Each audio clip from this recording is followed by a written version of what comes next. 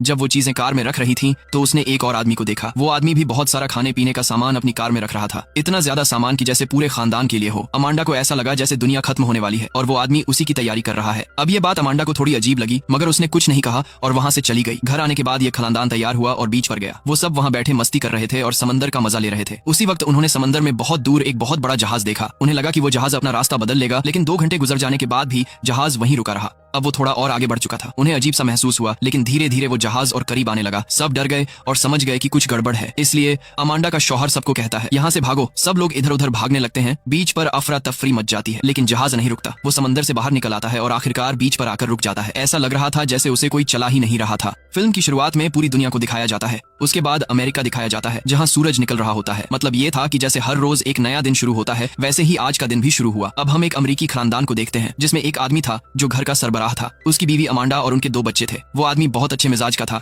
ज्यादा गुस्सा नहीं करता था, लेकिन उसकी बीवी अमांडा बहुत गुस्से वाली और शक करने वाली औरत थी। उसे लोगों पर भरोसा नहीं था, हर किसी पर शक करती थी। दोनों मियां बीवी काम करते थे। उनकी बेटी बहुत मासूम थी और उसे सीजन यानी टीवी शोज देखने का बहुत शौक था, जबकि उनका बेटा थोड़ा शरारती था। सुबह जब अमांडा का शौहर जागता है तो देखता है कि आज अमांडा का मूड बहुत अच्छा है। वो अपने शौहर से कहती है, मुझे छुट्टियों में घूमने जाना है, इसीलिए मैंने हमारे लिए एक आइलैंड पर घर बुक कर लिया है। सब लोग तैयार होते हैं और थोड़ी देर बाद आइलैंड के लिए रवाना हो जाते हैं। रास्ते में कार में बैठकर सब मस्ती करते हैं और बहुत खुश नजर आते हैं। कुछ घंटों के सफर के बाद वो लोग उस घर पहुंचते हैं जिसे अमांडा ने बुक किया था। वो घर बहुत खूबसूरत और बड़ा था, सबको बहुत पसंद आया और बच्चे पूल में नहाने लगे, जबकि अमांडा खाने पीने का सामान खरीदने मार्केट चली जाती है। पिछले मंजर में आपने देखा कि अमांडा एक शख्स को देखती है और घर वापस आने के बाद वो सब साहिले समंदर पर चले जाते हैं, जहां एक जहाज किनारे से कुछ फासले पर आकर रुक जाता है।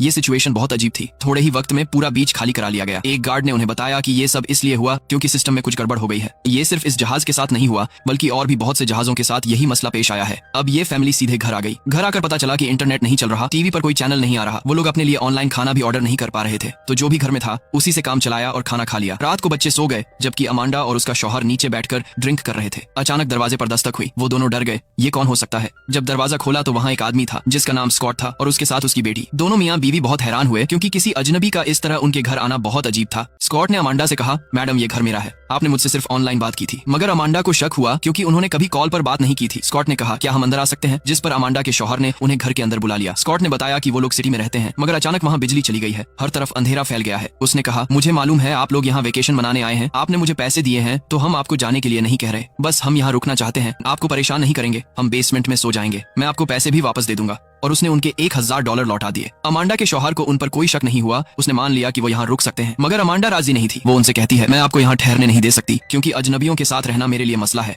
मगर जब दोनों मियाँ बीवी अकेले बात करने लगे तो अमांडा ने कहा, मुझे इन पर शक है, ये लोग यहाँ किसी गलत इरादे से आए हैं। उसका शौहर बोला, वो मुसीबत में है, हमें उनकी मदद करनी चाहिए, मुझे नहीं लगता कि वो हमें नुकसान पहुंचाएंगे। ऐसा करते हैं, मैं उनसे आखिरी बार बात करता हूँ, अगर मुझे कुछ गड़बड़ लगी तो मैं उन्हें जाने को कह दूंगा। फिर वो लोग दोबारा बात करने लगे। स्कॉट बहुत अच्छे तरीके से बात कर रहा था, वो किसी खतरनाक इंसान की तरह नहीं लग रहा था, हालांकि उसके चेहरे से डर झलक रहा था। जब अमांडा और उसका शौहर यकीन कर लेते हैं तो अमांडा भी मान जाती है। तभी स्कॉट की बेटी टीवी ऑन करती है। टीवी पर हर तरफ इमरजेंसी ब्रॉडकास्ट लिखा आता है। अब साफ हो गया था कि स्कॉट सच बोल रहा था। बिजली चली गई थी, इंटरनेट बंद था और कोई चैनल भी नहीं चल रहा था। उन्हें पूरा यकीन हो गया कि हालात सही नहीं है। हर गुजरते पल के साथ सब कुछ और मुश्किल होता जा रहा था। स्कॉट एक सरकारी अफसर था, इसलिए वो हालात पर शक कर रहा था। उसके चेहरे से साफ नजर आ रहा था कि वो परेशान है। अगली सुबह अमांडा की बेटी ने कहा, मम्मी मुझे अपना सीजन का अगला एपिसोड देखना है, नेट नहीं चल रहा, कुछ करो। अब जब अमांडा ने अपना फोन चेक किया तो उसमें कुछ इमरजेंसी न्यूज दिखाई दी। जैसे ही उसने वो अपने शौहर को दिखाई, वो खबर अचानक गायब हो गई। उसका शौहर बोला, किसी ने पूरा सिस्टम हैक कर लिया है। मगर अमांडा की एक ही फिक्र थी कि 2 अजनबी हमारे घर में हैं। उसका शौहर बोला, मैं बाहर जा रहा हूँ, शायद कोई बता सके कि असल में हो क्या रहा है। उसके जाने के बाद स्कॉट और उसकी बेटी भी जाग गए। जब वो बाहर आए तो अमांडा ने कहा, मेरे फोन पर इमरजेंसी नोटिस आया था। ये सुनकर स्कॉट हैरान रह गया। अमांडा ने फिक्रमंद होकर पूछा, क्या हालात काबू से बाहर जा रहे हैं। स्कॉट मुस्कुराया और बोला, नहीं, उम्मीद है सब ठीक हो जाएगा। फिर उसने बताया, कई साल पहले भी ऐसे ही हालात बने थे जब एक वायरस फैल गया था जो 2 लड़कों ने बनाया था,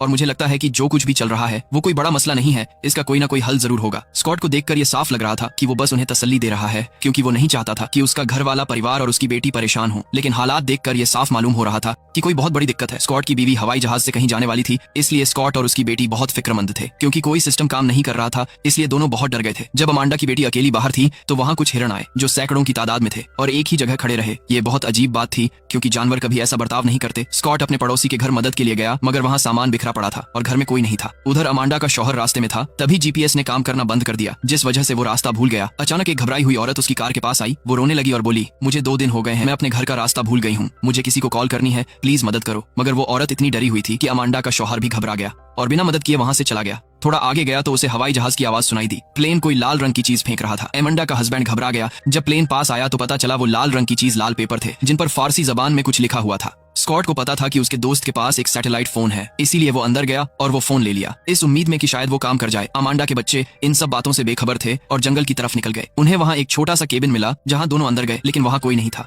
अमांडा की बेटी ने अपने भाई को हिरणों के बारे में बताया, लेकिन उसने उस पर यकीन नहीं किया, बल्कि उसे डराने के लिए डरावनी कहानी सुनाने लगा। थोड़ी देर बाद वो दोनों वहाँ से बाहर निकल आए। स्कॉट सैटेलाइट फोन चलाने की कोशिश कर रहा था, लेकिन वो काम नहीं कर रहा था, क्योंकि कुछ दिन पहले आसमान में दिखाया गया था कि अमेरिकी सैटेलाइट ने अपनी दिशा बदल ली है। इसीलिए स्कॉट का सैटेलाइट फोन काम नहीं कर रहा था। उसके बाद वो समुद्र के किनारे गया। वहाँ उसने देखा कि एक जहाज प्लेन तबाह पड़ा है, लाशें बिखरी हुई थीं। उसी वक्त उसने देखा कि एक और जहाज इस तरफ आ रहा है। स्कॉट समझ गया कि ये भी यहीं तबाह होगा, इसलिए वो अपनी जान बचाने के लिए वहाँ से भागने लगा। वो जहाज समुद्र के किनारे आया और तबाह हो गया। तब तक स्कॉट घर के अंदर पहुंच चुका था, लेकिन जहाज के गिरने से एक बड़ी लहर घर से टकराई, जिससे स्कॉट पूरा भीग गया। उसने ये मंजर देखकर डर महसूस किया, क्योंकि अब उसे यकीन हो गया था कि हालात काबू से बाहर हैं। उसने अपनी बेटी को नहीं बताया कि उसने जहाज गिरते देखा है, बल्कि कहा कि वो पूल में गिर गया था, इसलिए कपड़े भीग गए। उसने अपनी बेटी को नए कपड़े लाने भेज दिया। फिर स्कॉट ने अमांडा को सारी बात बताई कि सैटेलाइट फोन काम करना बंद कर चुका है। ये बहुत हैरान कर देने वाली बात थी, क्योंकि अगर सब कुछ बंद भी हो जाए तो भी सैटेलाइट फोन बंद नहीं होता। लेकिन अमांडा ने उस पर यकीन नहीं किया। तब उसने बताया कि उसने अपनी आंखों से जहाज गिरते देखा है। बच्चे अब भी घर के बाहर थे। अचानक उन्होंने एक बहुत तेज और अजीब सी आवाज सुनी, जिससे उन्हें अपने कान ढंकने पड़े। अमांडा बच्चों को लेकर बहुत परेशान हो गई। वो जंगल की तरफ भागी और बच्चों को ढूंढ निकाला। वो सब ठीक थे, लेकिन अमांडा का शौहर अब तक वापस नहीं आया था, जिसकी वजह से सब बहुत परेशान थे। अमांडा के बेटे ने कहा, मुझे नहीं पता वो आवाज कैसी थी, मैंने ठीक से अपने कान बंद नहीं किए थे, इसीलिए अब मुझे अजीब लग रहा है। बच्चों को उनके कमरों में भेजने के बाद अमांडा ने स्कॉट से पूछा, मुझे बताओ वो चीज क्या थी, वो कैसी आवाज थी जो तुमने सुनी? मुझे पता है तुम इस बारे में जानते हो। स्कॉट ने कहा,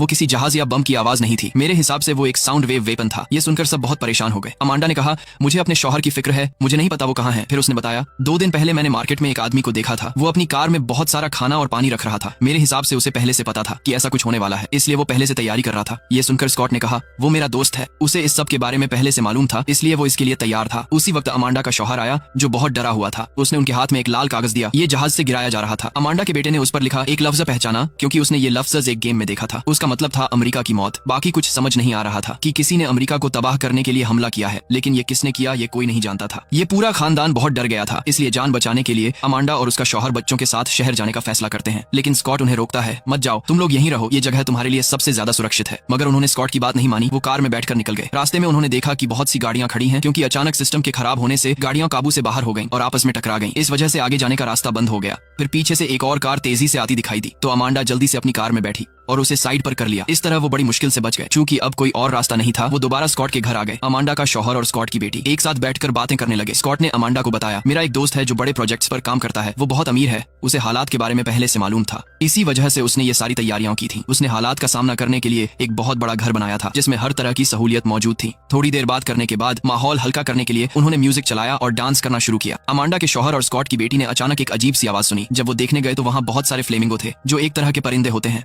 ऐसा अचानक होना बहुत हैरान करने वाला था। फिर वही दर्दनाक और तेज आवाज दोबारा आने लगी। उन्होंने अपने कानों पर हाथ रख लिए और सिर पकड़कर बैठ गए। आवाज इतनी तेज थी कि घर की कुछ चीजें भी टूट गईं। काफी देर बाद वो आवाज बंद हुई, मगर अब सबके चेहरों पर डर साफ नजर आ रहा था। अमांडा का पूरा खानदान एक ही बिस्तर पर साथ सो गया, जबकि स्कॉट और उसकी बेटी सुबह होते ही एक और अजीब बात देखते हैं। अमांडा के बेटे के दांत एक एक करके गिरने लगे। ये देखकर अमांडा और उसका शौहर बहुत डर गए। उन्हें कुछ समझ नहीं आ रहा था कि आखिर हो क्या रहा है। हालात हद से ज्यादा बिगड़ चुके थे। अब वो समझ नहीं पा रहे थे कि क्या करें। किसी को मदद के लिए बुला भी नहीं सकते थे।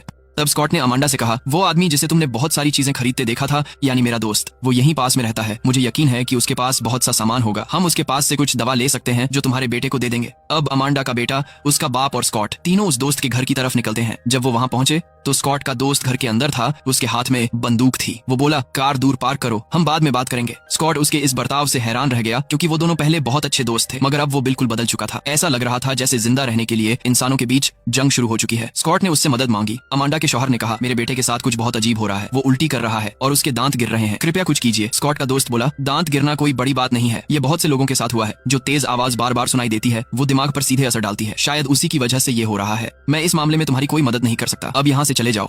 स्कॉट बहुत डर गया और उसने पूछा, तुम ऐसा क्यों बोल रहे हो? तुम जानते हो हम दोस्त हैं। उसका दोस्त बोला, वो सब पुरानी बातें हो गईं, अब सब कुछ बदल चुका है। हम पर हमला हुआ है, यहाँ जंग शुरू हो चुकी है। मैं वही करूंगा जो मुझे सही लगेगा। मैं अपनी फैमिली को बचाना चाहता हूँ और तुम अपनी फैमिली को बचाओ। तो बताओ मैं क्या करूँ? स्कॉट को यह सुनकर गुस्सा आ गया। दोनों के बीच बहस शुरू हो गई, जो इतनी बढ़ गई कि दोनों ने एक दूसरे पर बंदूक तान दी। मगर अमांडा का शौहर बीच में आ गया और उन्हें रोकने लगा। फिर उसने स्कॉट के दोस्त से गुजारिश की, कृपया हमारी मदद करो। अगर तुम मेरी जगह होते तो मैं तुम्हारी मदद करता। मैं तुम्हें पैसे देने के लिए भी तैयार हूँ। स्कॉट का दोस्त बोला, जब दुनिया ही नहीं रहेगी, जब हुकूमत ही नहीं बचेगी, कोई कानून नहीं रहेगा, तो इन पैसों का क्या फायदा। फिर उसने आखिरकार उनकी मदद की। उसने अमांडा के बेटे के लिए दवाई दी और कहा, ये काम या तो कोरियाई लोगों का है, या चीनी लोगों का, या शायद ईरान या किसी और दुश्मन मुल्क का, क्योंकि अमेरिका ने सालों में इतने दुश्मन बना लिए हैं जो अब सब एक होकर अमेरिका के खिलाफ खड़े हैं। मगर यहाँ किसी के पास सही जानकारी नहीं है। दवा लेने के बाद अमांडा का शौहर और स्कॉट गाड़ी में बैठ गए। रास्ते में स्कॉट ने कहा, मैंने हालात देखकर पहले ही समझ लिया था कि ये सब होने वाला है। अमांडा के शौहर ने पूछा, मतलब क्या है तुम्हारा? स्कॉट बोला, कोई दुश्मन मुल्क अमेरिका को तबाह करना चाहता है, इसीलिए उसने ऐसी साजिश रची है। जब भी किसी मुल्क को बर्बाद करना होता है तो 3 चालों वाला खेल खेला जाता है। पहली चाल ये होती है कि अगर किसी मुल्क की हुकूमत को